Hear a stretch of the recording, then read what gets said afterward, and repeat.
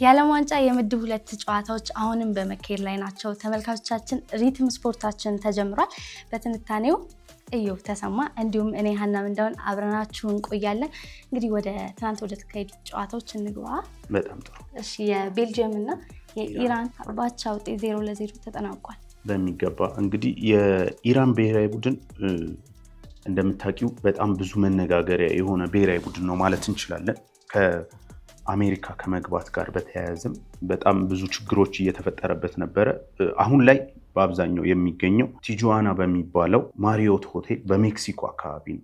ከሎስ አንጀለስ ጨዋታውን ካደረጉበት ወደ 240 ኪሎ ሜትር አካባቢ ራቅ ወዳለ ቦታ እና ይሄ ነገር በጣም ብዙ ችግሮች ፈጥሮ ነበር። እንግዲህ ባለፉት ቀናት ከቪዛ ጋር በተያያዘ የተወሰኑት እስከ 15 አሁን ደግሞ እስከ 11 የሚገመቱ የባክሩም ስታፎችም መግባት አልቻሉም እና ይሄ ነገር በእጅጉ መነጋገሪያ ሆኖ ነበር። በናሽናል ጋርድ ታጅበው እንግዲህ በዛ ሆቴል የሚቆዩት እና በጣም መጥፎ ስሜቱን በኢራን በኩል የፈጠረ ሆኖ ባለፉት ቀናት በመነጋገሪያነት ታይቷል። ከመጀመሪያው ጨዋታ በኋላ አሜሪካን ሳያድሩ በሌሊቱ እንዲጓዙ ተደርገው ነበር እና ይሄ ነገር የኢራንን አጠቃላይ የልምምድ አጠቃላይ ፕሮግራሟን ያዛባና የሚጎዳ ሆኖ ተስተውሏል እና አሰልጣኙም በከፍተኛ ሁኔታ ነበር ይህንን ነገር ሲያወግዙት የነበረው።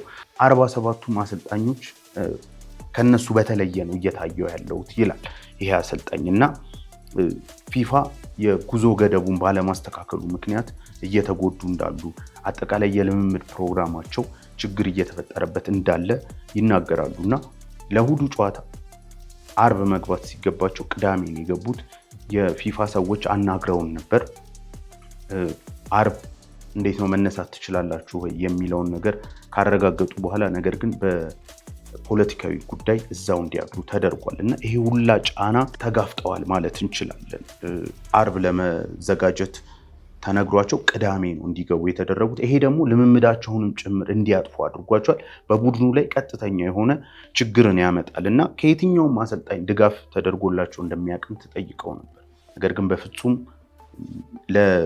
ለጠየቅናቸውም ጥያቄ ምላሽ ከ47ቱም አሰልጣኞች አላገኘንም ብሏል እና ወደ ጨዋታው እንግዲህ ከ2 ቀን በፊት መሄድ ነበረባቸው። እዛ ልምምድ መስራት ነበረባቸው። ያንን አላደረጉ። ምናልባት ለሶስተኛው ጨዋታ ወደ ሲያትል ከ2 ቀን በፊት እንዲበሩ ተነግሯቸዋል።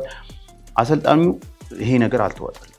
ለምንድን ነው በሁለቱ ጨዋታዎች ይሄ ያልተደረገው ማድረግ የሚቻል ከሆነ ብሎ ነበር። ስለዚህ በጥሩ መንገድ መቀየር ይችላል ብዬ አስባለሁ። አሰልጣኙ እንደምታውቂው ሚኬል አርቴታ የአርሰናሉ አሰልጣኝ ብዙ ሲሾፍባቸው ነበር። አርሰናሎች በተለይ ቼልሲን ሲቲ ካሸነፈ በኋላ ይሄ የሃይላንድ ዕቃ ተይዞ አርሰናል ላይ ሞክ ሲደረግ ነበር። ስለዚህ የአርሰናልን ቡድን እንዴት አስ ኤንድ ዘ ወርልድ ብሎ ራሱን በብዙ ነገር እንዳጠናከረ ተመልክተናል። ስለዚህ ይሄ ሁሉም ወርልድ ከኛ አጌንስት ነው የሚልን ስሜት መፍጠር ለእግር ኳስ በጣም ትልቁና ውጤት የሚያመጣልሽ ጉዳይ ነው። ምንም እንኳን በልምምድ ላይ እየተጎዱ ቢሆንም በጉዞዎች መዳከሞች ቢኖርም ኢራናውያን ግን ይህንን ስሜት መፍጠር ይችላሉ ብዬ አስባለሁ። ፔፕም ማንሳት እንችላለን። የዛሬ 3-4 ዓመታት ብዙ ነገር እንደደከመው ሲናገር ነበር። ነገር ግን ክሶቹ ሁሉም የፔፕ ሲቲ እንዲቀጣ መፈለጉ የበለጠ ሞቲቬት እንዳደረገው ሲናገር ነበር እና በመልበሻ ቤቱም ይህንን ያነሳው እንደነበር ይነገራል እና ብዙ ጊዜ ሁሉም ከኛ አጌንስት ነው የሚለውን ስሜት መፍጠር ለአንድ ቡድን የተለየ ተነሳሽነት ነው። ሰር አሌክስ በ26 ዓመት የማንቸስተር ዩናይትድ ቆይተውም ሆነ በአበርዲን ቆይተው ይህንን ስሜት ተጫዋቾቹ ላይ ያሰርጽባቸው ነበር። ስለዚህ ይሄ የኢራን አሰልጣኝ ቢያንስ በሜዳ ውስጥ ተመልክተነዋል። ለእያንዳንዷ ኳስ የሚጋደሉበት መንገድ፣ ለእያንዳንዷ ኳስ የህይወታቸውን እስከ መስጠት የሚሄዱበት መንገድ ኢራናውያን የማይበገሩ መሆናቸውን በእግር ኳስ ሜዳ ቢያንስ ማሳየት ችለዋል ማለት እንችላለን። አሁንም ቢሆን ይሄ የጉዞ እገዳ ማነጋገሩን የሚቀጥል ይሆናል እስካሉ ድረስ። ፊፋም ይሄን ጉዳይ መፍታት አልቻለም። በብዙ እንደተጎዱ በብዙ የፕሮግራሞቻቸው ላይ ችግር እየፈጠረ እንደሆነ እንግዲህ እየተነገረ ነው። ከዛም ውጭ አንድ ጽሁፍ በጋርዲያን ላይ ተመልክቼ ነበር። አሌክሳንደር አብኖስ የሚባለው ጸሐፊ እና ስለ ኢራናውያን ደጋፊዎች ዲያስፖራው ሲያወራ ነበር። ምን ያህል የእግር ኳስን 90 ደቂቃ ያለውን ትልቅ የሆነ መንፈስ ለአንድነት እንዴት እንደሚያነሳሳ ተመልክተን ነበር። በብዙ አይነት ፖለቲካዊ ጉዳዮች የኢራን ዲያስፖራ መከፋፈሉ ይታወቃል። በባህል፣ በታሪክና በፖለቲካዊ ጉዳዮች እና 3 አይነት ጽንፎችን ተመልክቼ ነበር ይላል። ከሁለቱም ደግሞ ያልሆነ ታላቋን ኢራንን የሚፈልግ ከዛ ደግሞ ሁለቱ ደግሞ አሉ ጫፍና ጫፍ የያዙ ነገር ግን ጎሎች በሚቆጠሩበት ጊዜ ጨዋታው ውስጥ በሚገባበት ጊዜ ምን ያህል የእግር ኳስ ፓወር የታየበት ቢያንስ ለ90 ደቂቃ አንድ የሆኑበትና ኢራንን የደገፉበትን እናስታውሳለን። በተለይ 2-2 ባለቀው ጨዋታ ላይ ጎሎቹ ሲገቡም በስቴዲየም ውስጥ የተሰማው ትልልቅ ጩኸቶች አሰልጣኙም እንግዲህ ይህንን ስሜት ወደዛ ለመቀየር ያደረገውን ጥረት መመልከት እንችላለን ብዬ አስባለሁ። እንግዲህ በትላንትናው ጨዋታም ይህንን ስሜት ይዘው ነው የመጡት ማለት እንችላለን። ታላቋን ቤልጅየም በእርግጥ ኢራንም 22ኛ ደረጃ ላይ ናት። ቀላልም ግምት የምትሰጫት ቡድን አይደለችም። ነገር ግን የምትናቅም ቡድን ደግሞ አይደለችም። ለቤልጅየም ትልልቅ ኮከብ ያላቸው ተጫዋቾች ቢሆኑ ወደ ጨዋታው ስንገባ 5-4-1 ነበር የጨዋታቸው ፎርሜሽን። በተቻላቸው መጠን ኮምፓክት ለመሆን እያንዳንዷን ስፔስ ለመዝጋት ቤልጅየሞች እድል እንዳይፈጥሩ ለማድረግ እየሞከሩ ነበር። 2 ጥሩ እድሎችን አግኝተው ነው ኩርቷ ያዳናቸው። ሁለቱም ከእጅ ውርወራ የተገኙ ኳሶች ነበሩ እና የቆመ ኳስ አጠቃቀማቸው አንድም ጎል መጀመሪያ ያስቆጥረው ነበር። ኦፍሳይድ ተብሎባቸው ከቅጣት ምት ነው እሱም። ስለዚህ ይሄ የቆመ ኳስ አጠቃቀማቸው በጣም ጥሩ ነው። ግን ከሁሉም ነገር በላይ ይሄ አይበገሬነታቸውን በሜዳ ላይ በትላንትናውም ጨዋታ ተመልክተናል። ቤልጅየም ምናልባት ከ4 ዓመት በፊት ለዋንጫ የምትታጭ በጣም ጎልደን የሚባል ጄኔሬሽን ያላት ናት። ስለሷ እንመለሳለን። ነገር ግን በዚህ በኢራን ጨዋታ ማነው ነጥቡን የፈለገው? በሜዳ ላይ ብታዩ በትክክል ሀገራቸውን ሪፕሬዘንት ማድረግ ፈልገው የነበሩት ኢራናውያን ናቸው ማለት ይቻላል። አጨዋወታቸው በርካታ የግብ ሙከራ ሲያደርጉ ነበር። ግን የኢራንን የመከላከያ ወረዳ በሚገባ ምናልባት ከኬፕ ቨርድ በኋላ የተመለከትነው በጣም ድንቁ የመከላከል ጨዋታ ነው። ግን እነዚህኞቹ የበለጠ ሞክረዋል ማለት የማሸነፍ እድል ነበር። ኬፕ ቨርዶች ስፔን ላይ ምንም አይነት ሙከራ አላደረጉም። ይሄ ኤክስትሪም የሚባለውን ሎ ብሎክ ነው ሲጠቀሙ የነበሩት። ኢራናውያንም በዛው መንገድ ነው የተጫወቱት፣ ግን ሙከራዎች አድርገዋል።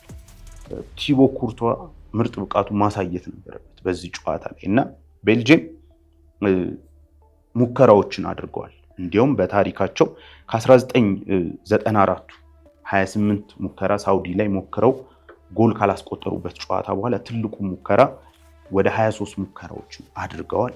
በብዙ ነገር የተሻሉ ነበሩ። ኳሱን በመያዝ ፋይናል ሰርድ ላይ በመድረስ እንዲሁም አንድ ሙከራ 58ኛው ደቂቃ አካባቢ ታስታውሻለች። ኬቪን ዴብሮይነ በሚገርም ሁኔታ ኮንትሮል አድርጎት ያቀበለውን ኳስ ግብ ጠባቂው በጣም በትልቅ ሁኔታ ነበር ሴቭ ያደረገው እና በአጠቃላይ ቤልጅየሞች በሚገባ ያጠቁበት፣ ነገር ግን የኢራናውያኖች ደግሞ አልሞት ባይነት የታየበት ነበር ማለት ይቻላል። አጥቂያቸው የሳሳ ነበር የቤልጅየም ብሔራዊ ቡድን ማለት ፋይናል ሰርድ ላይ ፕሮዳክቲቭ አልነበሩ። 4ኛ የቶርናመንት ጨዋታቸውን ሁለቱም ላይ ጎል አላስቆጠሩ። የግብፁም ጨዋታ ላይ ኦን ጎል የተቆጠረው እና አሁንም አጥቂያቸው ሉካኮ ባለፈው እንደተነጋገር ነው በአመት ውስጥ ያን ያህል ጨዋታ ያላደረገ በጉዳት አመቱ ሙሉ ያሳለፈ አጥቂ። እነዚህ ነገሮች የታዩበት ነበር ማለት እንችላለን። ኩርቷ በ13ኛው ደቂቃ እና በ52ኛው ደቂቃ ላይ ያዳናቸው ኳሶች በጣም ትልልቅ የሚባሉ ነበሩ ማለት እንችላለን። ኩርቷ ግን ብቻ አልነበረም በዚህ ጨዋታ ጥሩ የነበረው። የኢራኖችም ግብ ጠባቂ ቤረን ቫንድ በጣም ድንቅ የሚባል ጨዋታን ያሳለፈው ማለት እንችላለን። ቤልጅየሞች 1.8 አካባቢ ኤክስጂ አስመዝግቧል። ወደ 2 ጎል አካባቢ ማለት ነው። 2 ተጫዋቾች 5 ሹት ማድረግ ችለዋል። ማክሲም እና KDB 5 ሹት አድርገዋል እና እነዚህን ሁሉ እንዲቋቋም ይሄ ግብ ጠባቂ እንግዲህ አሁን ላይ በጣም መነጋገሪያ ከሆኑ የኢራን ተጫዋቾች አንዱ ነው። በ2018 ብዙዎቻችን የምናስታውሰው የክርስቲያኖን ፔናልቲ በማዳን ነው። እንዲሁም ስለ አስተዳደጉም ሲነሳ ነበር። እስከ 12 ዓመቱ ድረስ እረኝነት እንደነበረ፣ ከዛ በኋላ ይህንን ህልሙን ለማሳካት የሄደባቸውን ሰፋፊ ነገሮች ሲነሱ ነበር። ግብ ጠባቂ በጣም ድንቅ የሚባል እንቅስቃሴ አድርጓል። ይሄ የኢራኖች የእያንዳንዱ ነገር ሜዳ ውስጥ ልፋት በዚህ ሰው ደግሞ ውጤት እንዲያመጣ የሆነ ሁለተኛ ነጥብ መሰብሰብ የቻሉት ኢራኖች እና ከዛም በኋላ ግን ከቀይ ካርዱ በኋላ በጣም የተሻሉ ነበሩ ማለት ይቻላል። በተለይ እስከዛ ድረስ ግራፉን ብትመለከቱ ቤልጂየሞች በሁሉም ነገር ዶሚኔት ያደረጉበት ነበር። ከቀይ ካርዱ በኋላ ግን ጎሎች ላይ መድረስ የበለጠ ይሄ በፋይናል ሰርድ ላይ ጥሩ ሙከራዎችን ለማድረግ የሞከሩበት ነገር ግን ኢራኖችም ቢሆን ይሄ የተጫዋች ኳሊቲ ላይ ስናነሳ ፋይናል ሰርድ ላይ የሚጠቀምላቸው ተጫዋቾች ከአጥቂያቸው ውጭ ብዙም አልነበራቸውም ማለት ይቻላል። ያ ቢኖር ኖሮ ምክንያቱም በቀይ ካርድ ጎሎላቸው ነበር ሰው። ስለዚህ ጎሎችን ማስቆጠር የሚችሉበትን እድል መፍጠር አልቻሉም ማለት እንችላለን። ወደ መጨረሻ አካባቢ በሁለቱም በኩል እድሎች ዩሪ ቴሌማንስ እድል ፈጥረዋል። ኬዲቢ ያ ፕራይም ታይሙ ማለፉን የተመለከትንበት ጨዋታ ነው። በእርግጥ በሞመንቶች አሁንም ድረስ ያ ብቃት እንዳለ በተለይ 58ኛው ደቂቃ ላይ የተፈጠረችውን የግብ ዕድል ኳሱን የተቆጣጠረበት መንገድ አንዳንዴ ላይን ብሬከር የሚያቀብላቸው ፓሶች በጣም ጥሩ ናቸው። አሁንም ግን ጎል እስካላስቆጠሩ ድረስ በፋይናል ሰርድ ላይ በቤልጂየም በጣም እጅግ ችግር እንዳለ በኢጂፕትም ጨዋታ ተመልክተናል። ከዛ ውጪ ደግሞ የጎል ዕድል ሲፈጠርባቸው በኢጂፕት ጨዋታም ተመልክተናል። በዚህም ጨዋታ ላይ በተለይ የቆመ ኳስን የመከላከል ብቃታቸው ላይ የነበረውን ችግር ተመልክተናል። በዳኝነት በኩል ሌላው ብዙ ለውጦችን ተመልክተናል። ለምሳሌ የእጅ ውርወራዎች ተመልክተናል አይደለ? ሲለወጡ ለቤልጂየም የተሰጠው የእጅ ውርወራ ሰዓት አባከንክ በሚል ሲቀየር ተመልክተናል። 8ኛ ቀይ ካርድ ላይ ደርሷል። ምናልባት ይሄ እንደ አልሚሮን አይነት አዳዲስ ህጎች አልሚሮን በቀይ እንደወጣበት አይነት አፍሸፍኖ ማውራትን የመሳሰሉ መጨመራቸው ይመስለኛል። በ2018 እና 22 በድምሩ 8 የቀይ ካርድ ነው የታየው። እንግዲህ ተመልክቼ አሁን ገና በምድቡ ጨዋታ ላይ ሆነን 8 ቀይ ካርዶች ተመልክተናል። በእርግጥ ገና እኮ ነው። አሁን ገና የምድብ ጨዋታ እንኳን አልወጣንም። ገና የሩብ ፍጻሜ፣ ግማሽ ፍጻሜ ጨዋታዎች ይቀራሉ እና ገና ካሁኑ በብዙ ቀይ ካርዶችን እየተመለከትንበት ያለው ውድድር ነው ማለት ይቻላል። በእርግጥ ጨዋታዎች በዝተዋል። ወደ 104 አካባቢ ጨዋታ ከ64 አድጓል።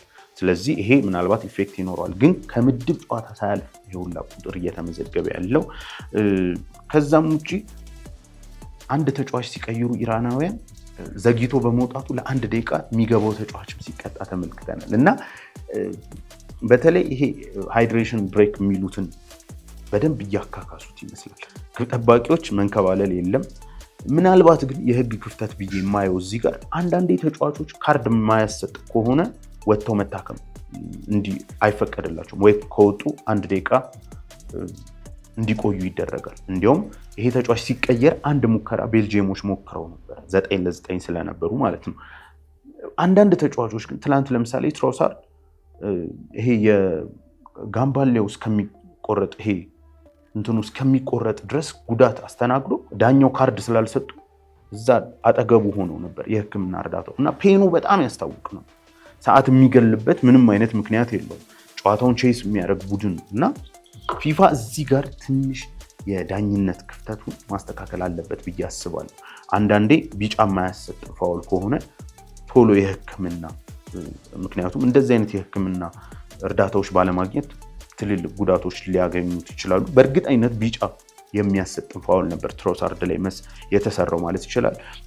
የዶኩ ጉዳይ ነው ሌላው የምናነሳው። እንግዲህ እዚህ ፋይናል ሰርድ ላይ በጣም ሀሳብ ያጠራት ቤልጂየም ላይ ዶኩ የመጀመሪያ ልጁን ለማግኘት በሚቀጥሉት ሳምንታት ስለሚጠበቅ ብሎ ሄዷል እና ብዙ ጊዜ አልተለመደም።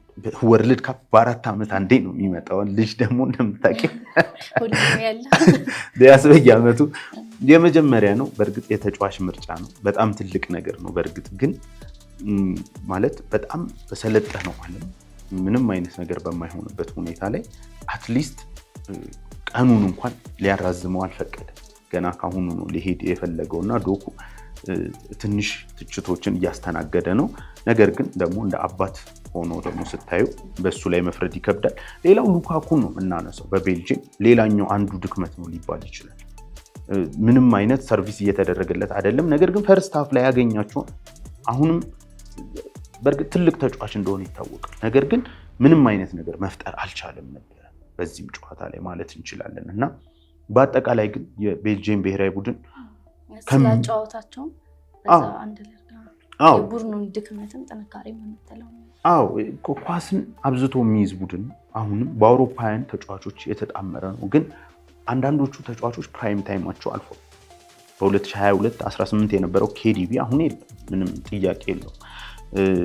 እነ ትራውሳርድ ይጥራሉ፣ ግን በደንብ ሜዳ ላይ የተቀናጀ ነገር እስከ ፋይናል ሰርድ ነው የምናየው። ከዛ በኋላ አንደኛ ሹቶቻቸው በግብ ጠባቂውም ተመልሶባቸዋል። ነገር ግን አኪሬት ነበሩ ማለት አይቻልም።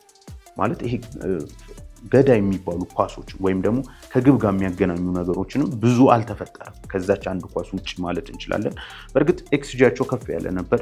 ነገር ግን እዚህ ጋር ያጨራረሱን ሁኔታ እንመለከታለን።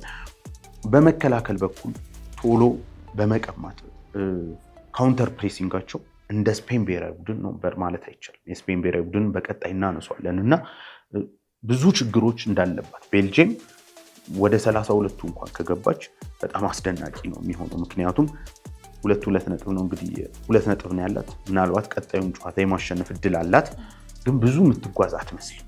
ያለፉት ዓመታት ግምት አሁን ላይ ብዙም በቤልጂየም ብሔራዊ ቡድን በኩል ይኖራል ተብሎ አይጠበቅም። ወደ ቀጣዩ የስፔን ጨዋታ እንሂድ። ያማል ስፔን መልስ ሰጠች አይደል? ከባለፉት ጨዋታ ይመስላል አጫዋታቸው እንደዛ ነው በሚገባ ኬፕ ቨርድን በዛ ጨዋታ የተመለከትነው ተስፋ አስቆራጭ ነገር በሚገባ የቀየሩበት ሚካኤል ኦያርዛባል የተባለው ተጫዋች በጣም ትችቶች የነበረበት ለእሱም መልስ የሰጠበት ይሄ ተጫዋች እንደምታውቂው በዓለም ዋንጫ ታሪክ ለ30 ደቂቃ ኳስ ያልነካ ተጫዋች ሆኖ ነበር። በኬፕ ቨርዱ ጨዋታ የስፔን ብሔራዊ ቡድን በጣም ከባድ ነው።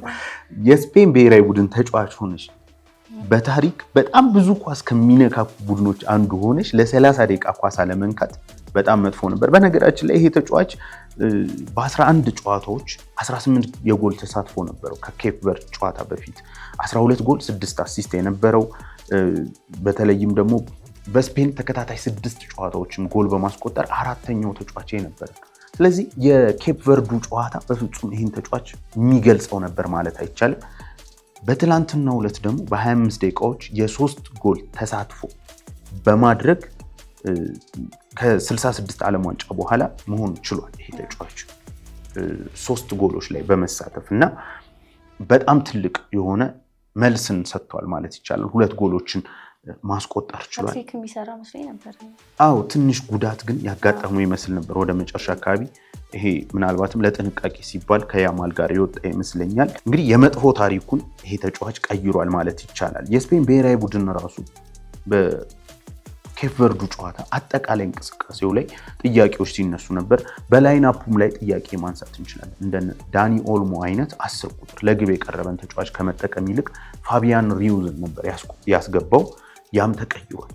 እንግዲህ ኤርሊ ነው ጨዋታውን ጨርሰው እነ ፔድሪ እና የመሳሰሉት ተጫዋቾች እነ ዳኒ ኦልሞ ያማልን ይህንኑ ጎል አስቆጣሪ ተጫዋቹን ኦያርዛባልንም ጨምሮ ቀይረው በጊዜ ማሳረፍ ችለዋል ስፔኖች ማለት እንችላለን። ወደ ጨዋታው ስንመለስ ግን ሳውዲዎች በዋናነት አስበው የነበረው የኬፕ ቨርድን አይነት ስታይል ነበር። በባክ ፋይፍ ነበር የገቡት። በተቻላቸው መጠን እያንዳንዷን ፖኬት ለመዝጋት ሞክረዋል።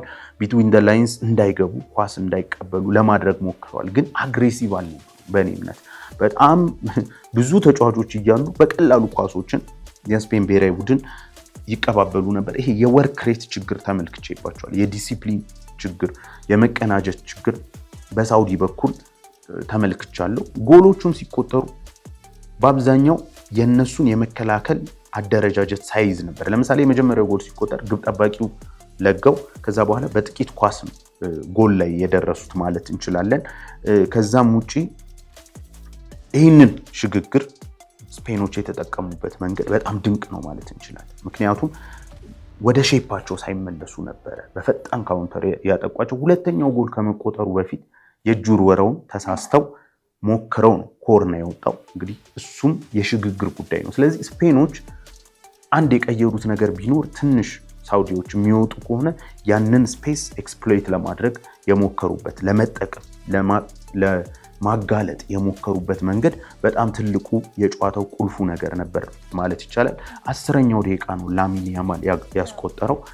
የሚከላከል ቡድን ደቂቃዎች እየጨመሩ በመጣ ቁጥር ኮንፊደንሳቸውን እያገኙ ይመጣሉ። ስለዚህ በተቻለሽ መጠን በመጀመሪያዎቹ ደቂቃ ነው እንደዚህ ኤክስትሪም የሆነ ሎ ብሎክ ለመጠቀም የሚፈልግን ቡድን ማሸነፍ የምትችሉ ቀድመሽ ጎል ስታስቆጥሪ ብቻ ነው እና ያንን ነገር በትልቁ የተመለከትን ይመስለኛል ሀና እና በጨዋታው ላይ እነዚህን ነገሮች ተመልክተናል። ይሄ ነው የሚባል የረባ ነገር አልፈጠሩም። ሳውዲ አረቢያ ብሔራዊ ቡድን ምንም አይነት በሜዳ ውስጥ ሙከራዎች የበረኛውንም ስህተት አንግል ገጨበት እንጂ በጣም ጥሩ 3ኛ ጎል ሊሆን የሚችል ሃትሪክ ሊሆን የሚችል ነበር። 0.1 አካባቢ ኤክስጂ ኦልሞስት አልሞከሩም፣ ምንም የሉበትም ማለት ይቻላል። 3 ሹት ነው ያደረጉት፣ 1 ኦን ታርጌት ነው የነበራቸው። በአንጻሩ የስፔን ብሔራዊ ቡድን 2.9 ኤክስጂ ነው የመዘገበው። ስለዚህ በጣም 22 የግብ ሙከራ በሚገባ 67% ኳሱን መቆጣጠር ችሏል። በፋይናል ሰርድ ላይ 76% መድረስ ችሏል። በእርግጥ የሳውዲዎች የተሻለ ነው፣ 24% ደርሰዋል ከኬፕ ቨርድ ጋር ሲነጻጸር። ምክንያቱም የኬፕ ቨርድ 7% ብቻ እንደነበር እናስታውሳለን እና እነዚህ ነገሮች በጨዋታው ላይ የተስተዋሉ ነበሩ ማለት እንችላለን። ሁሉም ነገር በጥሩ ነበር ለስፔን ብሔራዊ ቡድን የሄደው። ከመጀመሪያው ጎል አገኙ፣ ከዛ በኋላ ራሳቸውን ኤክስፕረስ ማድረግ ጀመሩ። ከ4ም በላይ ጎሎች መቆጠር ይችሉ ነበር። በዋናነት ግን በተለይም ከዚህ አጥቂ ውጪ መነሳት ያለበት የላሚን ያማል ነገር። እንግዲህ የመጀመሪያውን የዓለም ዋንጫ ጅማሬ ማድረግ ችሏል። ባለፈው ተቀይሮ ነው የገባው። ልዩነቱንም በዛው አንሳል ተቀይሮ ሲገባና ትናንትና ደግሞ ሙሉ ከመጀመሪያው ጀምሮ ሲጫወት ያለውን ልዩነት የታየ ይመስለኛል። ያው ባለፈው በጉዳት ስላለ በጣም ትክክለኛ ሀሳብ ነው። ላሚን ያማል አሁን ላይ በዓለማችን ላይ ካሉ ጥቂት ተጫዋቾች በጣም ግንባር ቀደሞቹ አንዱ። ምናልባት የስፔን ብሔራዊ ቡድን ዓለም ዋንጫ የምታሳካ ከሆነ ለባሎን ዶር በሚገባ የሚታጭ ነው። ላስት ይርም ሲፎካከር ነበር። ይሄ ጄኔሬሽናል ታለንት በጣም በአመታት ውስጥ የሚገኝ አይነት ተጫዋች አንድ ለአንድን የሚያልፍበት በተደጋጋሚ የሚገልጸው ነገር አለ። እኔ የላሚን ያማል የኢንተር ሚላን ፐርፎርማንስ መቼም የምረሳው አይደለም። አይዶኖ እሱም ስለመድገሙ ምናልባት ይደግመዋል። በእርግጥ ግን አንድ ተጫዋች በዚህ ልክ ፐርፎርማንስ ያደርግ ያየውበት ያ ጨዋታ ነበር። በ3-4 ተጫዋቾች ተከቦ ኢምፖሲብል የነበረበት ምናልባትም ግብ ጠባቂያቸውን ኢንተሮች እንዲያልፉ ያደረገው እንጂ 2-3 ኳሶች ከሜዳ ውጭ ያደረገውን ሙከራ ተመልክተናል። ባሩ ያኛው ያ ላሚን ያማል ማለት እንችላለን እና ትላንትና 100% ፊት አልነበረም። በነገራችን ላይ ከዚህ ከሃምስትሪንግ ጉዳቱ ጋር እጅግ እየታገለ የነበረ ተጫዋች። ስለዚህ ይሄ ተጫዋች እንዴት ነው በሜዳ ላይ የሚኖረው ፐርፎርማንስ ተብሎ ተጠብቆ ነበር። ለውጡን ገና በመጀመሪያው ደቂቃ ነው ያመጣው። ታክቲካሊ ላሚን ያማል ሲገባ በሁለቱም ቦታዎች መጫወት ይችላል። አንደኛ በደንብ አድርጎ ሜዳውን ማስፋት ይችላል። ስለዚህ የሚከላከለው ቡድን ለመዘርዘር አንዳንድ ተጫዋቾች ማስፋት አለባቸው። ለምሳሌ ሚኬል አርቴታ ቡካዮ ሳካን በተቻለው መጠን ሜዳውን እንዲያሰፋለት በቀኝ መስመር በኩል ይጠቀምና ፉልባኮች አንደርላፕ አድርገው እንዲገቡ ያደርጋል። ስለዚህ እንደዚህ አይነት መንገዶችን ላሚን ለስፔን ብሔራዊ ቡድን ሲፈጥር ነበር። ሌላው ደግሞ ሃፍ ስፔስ ላይ ኳስ ሲያገኝ አንድ ኳስ ወጥቶበታል። ብዙ ሹቶቹ አኪሬት አልነበሩም፣ ነገር ግን በጣም የሚገርም ሙከራዎችን ሲያደርግ ነበር። ይሄ ፊት ያልሆነው ላሚን ያማል ራሱ በስፔን ብሔራዊ ቡድን ላይ ምን ያህል ለውጥ እንደሚያመጣ የተመለከትንበት ጨዋታ ነበር ማለት እንችላለን። ከዛ ውጭ ወደ 45+3ኛው ደቂቃ 48ኛው ደቂቃ አካባቢ ይመስለኛል ሳውዲዎች ትልቅ የሚባለውን እድል ከኮርና ስፔኖች ያገኙትን ኮርና በካውንተር ለመጠቀም ሲሞክሩ የታተረበት መንገድ በጣም የሚገርም ሆኖ አግኝቼዋለሁ። የስፔን ብሔራዊ ቡድን በአጠቃላይ ያላቸውን ዲሲፕሊን ቅድም እዛ ጋር የቤልጅየም ብሔራዊ ቡድን ላይ ስናነሳ ይሄ ቶሎ ኳስን የመቀማት ብቃታቸው ካውንተር ፕሬሳቸው ደካማ ነው ብለን ነበር። በጨዋታው ላይ በጣም የተመለከትነው ትልቁ ነገር የስፔን ብሔራዊ ቡድንም ኳስ ከሚይዙ ቡድኖች ይለያታል ብዬ የማስበው ይሄን ነው። ካውንተር ፕሬሲንጋቸው ይሄ የ2010ን ባርሰሎና ነው የሚያስታውሰኝ። እንዲሁም ስለ ባርሰሎና ዶክመንተሪ ሳይ በ8 ሰከንድ ኳስን ለመቀማት ይሄ ኳስ ብቻ የሚጫወት ቡድን አይደል። በጣም አሳራቸውን የሚያበላ አንዳንዴ ራሳቸውን መቆጣጠር እስኪያቅታቸው ድረስ የልምምድ ሴሽኖች በአካል ብቃት ይሰጣቸዋል። የስፔን ብሔራዊ ቡድን ላይ ያንን ተመልክቻለሁ። ለዛም ነው ከኬፕ ቨርድ ጋር ነጥብ ጥለው በጣም ብዙ እየተተቹ ራሱ የስፔን ብሔራዊ ቡድን ለእኔ ከዋንጫ ቡድኖች አንዷ ናት ስቲል ከፈረንሳይና ከአርጀንቲና ጋር ብዬ ስገልጽ የነበረው እና ያንን በትክክል የተመለከትን ይመስለኛል። ሌላኛው በትልቁ የምናነሳው ይሄ ካውንተር ፕሬሲንጋቸውን ነው። እዛው ነው የሚያፍኑሽ። ስለዚህ ለካውንተር አይጋለጡም። አንዳንዴ ሲያልፍም የነ ኩባርሲ አይነት የባርሰሎናው ታዳጊ ድንቅ ብቃቱን በትላንትናው ጨዋታ ተመልክተናል። ስለዚህ በሁሉም የሜዳው ክፍል በሁሉም መመዘኛዎች የስፔን ብሔራዊ ቡድን በጣም ድንቅ የነበረበት ጨዋታ ነበር ማለት እንችላለን እና ስፔን አሁንም ቢሆን በመጀመሪያው ረድፍ ላይ ልትቀመጥ የምትችል ብሔራዊ ቡድን ናት ማለት እንችላለን። ላሚን ያማል ትላንት ሪከርዶችን ላይ መግባት ችሏል። ለምሳሌ 8ኛው ትንሹ ጎል አስቆጣሪ መሆን ችሏል። 18 ዓመቱ ከ343 ቀን በመሆን ፔሌ ነው እንደምናውቀው በዚህ በብዙ የዓለም ዋንጫ መመዘኛዎች ባይዜ ፔሌ መሪ የሆነው እና ሌላው ጎል በማስቆጠር ደግሞ ሁለተኛ ሆኗል። እዚህ ጋርም ፔሌ በ17 ዓመቱ ብራዚል ከዌልስ በ1958 ነበር ጎል ያስቆጠረው ሁለተኛው ታዳጊው ተጫዋች መሆን ችሏል። ላሚን ያማል በሁሉም መንገድ የተቀየረችዋን የስፔን ብሔራዊ ቡድን እንድንመለከት የላሚን ሚና በጣም ትልቅ ነበር ማለት እንችላለን። ከዛ ውጭ ግን 6 ቁጥሩ ሮድሪ ነው። በነገራችን ላይ መርሳት የሌለብን የዚህ ቡድን ደጀን ማለት እንችላለን።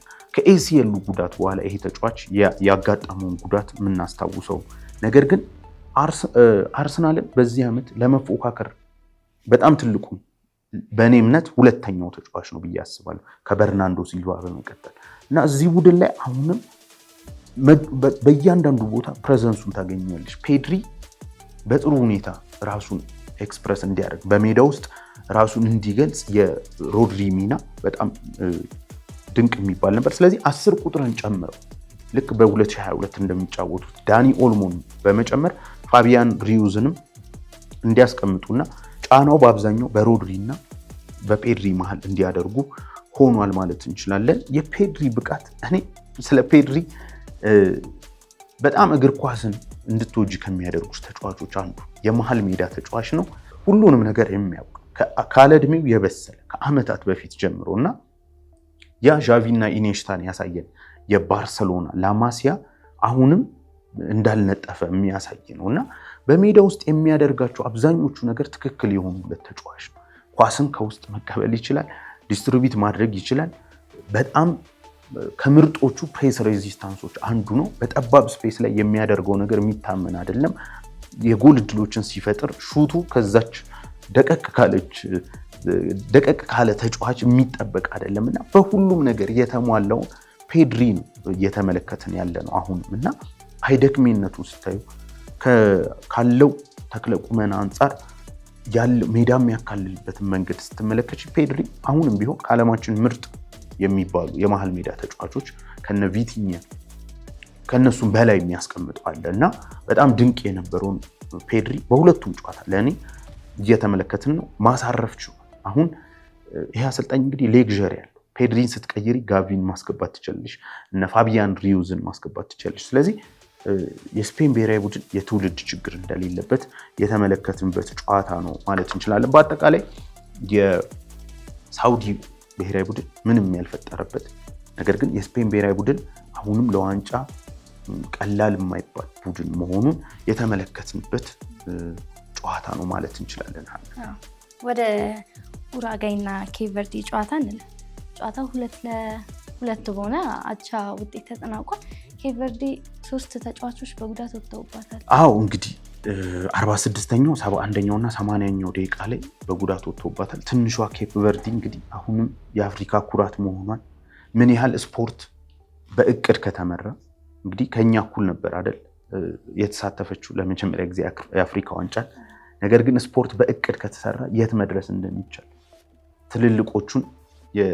ትልቋን የላቲን አሜሪካ ቡድን የገነደሰቻት እንዲያውም ማሸነፍ የሚችሉበት የመጨረሻ እድል ነበራቸው። የነ ሉዊስ ሱዋሬዝ ሀገር የነ ኤዲሰን ካቫኒ ሀገር ቢያንስ በላቲን በጣም ድንቅ የሚባሉ ተጫዋቾችን የምታፈራ በዓለም ዋንጫ ላይም ቀላል የማትባለው ቡድን ጋር እንግዲህ በድጋሚ ታሪኳን መድገም የቻለችው በስፔን ብሔራዊ ቡድን ላይ ራሳቸውን አሳይተው ነበር። አሁን ደግሞ በትናንትናውም ጨዋታ መድገም ችለዋል። የቅጣት ምቱ ጎል ትንሽ አስደንጋጭ ነበር። ምን አይነት ጎል ነው የሰሩት ነበረ። በጣም ነበር ያስደነገጠኝ እኔ ራሱ ጎሉ ሲቆጠር እና ከዛ በኋላ ግን ተከታታይ 2 ጎሎች የተቆጠረባቸው በ44ኛው እና በ45+6ኛው ደቂቃ ላይ ነበር 2 ጎሎችን የተቆጠረባቸው። አርጆ እንግዲህ ሌላኛውን ጎል ማስቆጠር ችሏል በኡራጓዮች በኩል። ነገር ግን ኬፕ ቨርዲዎች አሁንም በዓለም ካርታ ላይ የሚገኙ ትልልቅ ሀገሮችን በሙሉ በመፈተን ላይ ነው የሚገኙት። ባለፈው ከስፔን ጋር የሚገርም የመከላከል ፉትቦልን አሳዩ። በትናንትናውም ጨዋታ በአብዛኛው ኳሱን ለቀውት ነበር የሚጫወቱት። ምክንያቱም ያላቸው ሪሶርስ ከዚህ በላይ የሚሰጣቸው ነው ብዬ አላምንም ለእኔ ኬፕ ቨርዲዎች እና በጣም ድንቅ የሚባል በዛ ላይ ደግሞ አገግመው ነው ከ2-1 መመራት 2 እኩል የሆኑት እና ኬፕ ቨርዲዎች እንግዲህ ታሪክ እየሰሩ ነው ያሉት። አሁንም የማለፍ ትልቅ እድል አላቸው ማለት እንችላለን። 3ኛ ደረጃ ላይ ነው ያሉት፣ ግን ከኡራጓይ ጋር 2 ነጥብ ነው ያላቸው። ስፔን ናት አሁን እንግዲህ ኦልሞስት ማለፏን አረጋግጣለች ልንላት የምንችለው፣ ምክንያቱም በ4 ነጥብ። ሳውዲ አረቢያ 1 ነጥብ ብቻ ይዛ 4ኛ ላይ ትገኛለች። እንግዲህ አሁን በጣም ክፍት ነው። እንግዲህ ሳውዲን ነው የምትገጥመው በሚቀጥለው። ኬፕ ቨርዲ አቻ ከወጣች ወይም ደግሞ ካሸነፈች በቀጥታ ማለፍ ትችላለች እና የኬፕ ቨርድ እንግዲህ አይ ቲንክ አንቺም ብለሻል አይደል? ለእኔ በጣም በትልቅ ደረጃ ትሄዳለች። የቶርናመንት ቡድን እንደሆነች በተለይ በመከላከሉ በኩል ያላት ብቃት በጣም ድንቅ የሚባል ነበር ማለት እንችላለን። በአጠቃላይ ኬፕ ቨርድ የአፍሪካ ኩራት የሚለው ነገር በጣም የሚገልጻት ግን የሀገራችንን ፉትቦል እውነት ለመናገር ከዚህ ትንሽ ሀገር በጣም መማር አለበት ብዬ አምናለሁ። እንዴት በዲዛይን እዚህ እንደደረሱ በቀልድ ሳይሆን በስራ እንደደረሱ ማየት ይቻላል። ባለሙያዎችን አደራጅተው በዓለም ዋንጫ ላይ መሳተፍ ብቻ አይደለም፣ በነገራችን በአፍሪካ ዋንጫ መሳተፍ ለኛ በጣም ትልቅ ነገር ነው አይደል? ኬፕ ቨርዶች በዓለም ዋንጫ ተሳትፈው የዓለም ዋንጫ ትልልቅ ሀገሮች ጋር መገዳደር ችለዋል እና ይሄ በጣም ትልቁ ነገር ይመስለኛል። ሀና እንግዲህ አሁንም በአፍሪካ ሞሮኮ እና ኬፕ ቨርድ በጣም ፌቨራይት የሆኑ ቡድኖችን ሆነው ይቀጥላሉ፣ እያኮሩን ያሉት ማለት እንችላለን። ስለሌላዋ የአፍሪካ ሀገር ግብጽ ሆሳም ሐሰን ከተጫዋችነት ባለፈም እንግዲህ በአሰልጣኝነት ታሪክ እየሰራ ነው ማለት እንችላለን። የራሱ የሆነ አይደንቲቲ ያለው ቡድን ነው። እኔ በአፍሪካ ዋንጫ ላይ እንዴት እንደዚህ እንዳልተጫወቱ ግራን ያጋባኝ። በጣም የተለወጠችዋን ጥሩ ካውንተር የምትጫወቷን ትላንት ደግሞ ኳስን በመያዝ ጭምር ሞሳላህን በዚህ ቡድን ላይ በጣም ወሳኝ አድርጎ በ10 ቁጥር ቦታ ላይ ከኦማር ማርሙሽን ከፊት በማድረግ ነው እየገባ ያለው። ትላንት እንግዲህ ጎልም ማስቆጠር ችሏል ሞሳላህ፣ 1 ጎል ማስቆጠር ችሏል። ከዛም ውጭ ግን 3-1 በሆነ ውጤት አንድ አሲስት ማድረግ ችሏል። 3ኛውን ጎል 3-1 በሆነ ውጤት ማሸነፍ ችሏል። እንግዲህ የግብፅ የመጀመሪያዋን ድሏን ማግኘት ትችላለች። እንግዲህ ሆሳም ሐሰን በተጫዋችነት ብቻ አይደል በአሰልጣኝነትም ትልቅ ታሪክ እየሰራ ነው ማለት እንችላለን። ዛሬ እንግዲህ የሊዮኔል ሜሲዋ አርጀንቲና ኦስትሪያን ትገጥማለች። በጣም ጥሩ ጨዋታ ይመስለኛል። ኦስትሪያ ቀላል የምትባል ቡድን አይደለችም። በነገርሽ ላይ በተለይ ከራፍ ራግኒክ በኋላ ይሄ የጌጌም ፕሬሲንግ አባት እነ ክሎፕን ያዋለደ ሰው ነው። ስለዚህ በቀላሉ አትያቸው። በጣም ጥሩ ሩጫዎችን የሚያደርጉ ይሄ በመልፋት ውስጥ ምንም ቀላል የሚባል ቡድን ናት ማለት አንችልም። ስለዚህ ይሄን ጨዋታ ምሽት 2 ሰዓት በጣም ጥሩ ሰዓት ላይ ነው። በተለይ ለሊዮኔል ሜሲ አድናቂዎች በጣም ጥሩ ጨዋታ እናያለን። እንግዲህ ሌሊትም ደግሞ በመቆየት ፈረንሳይ ከኢራቅ በጣም ሌላ የምንጠብቀው። የኛዋ አፍሪካ ሀገር ደግሞ ሴኔጋል ኖርዌይ ከነ ኤርሊንግ ሃላንድ ጋር ትልቅ የሆነ ፍልሚያን 9 ሰዓት ታደርጋለች። እንግዲህ ቀን ተኝቶ ሌሊት ደግሞ እነዚህን ኳሶች መኮምኮም ነው እንግዲህ ሀና። ተመልካቾቻችን ሪትም ስፖርታችን ይህንን ይመስል ነበር። በቀጣይ ደግሞ በሌሎች ትንታኔ እስከምንገናኝ ሰላም።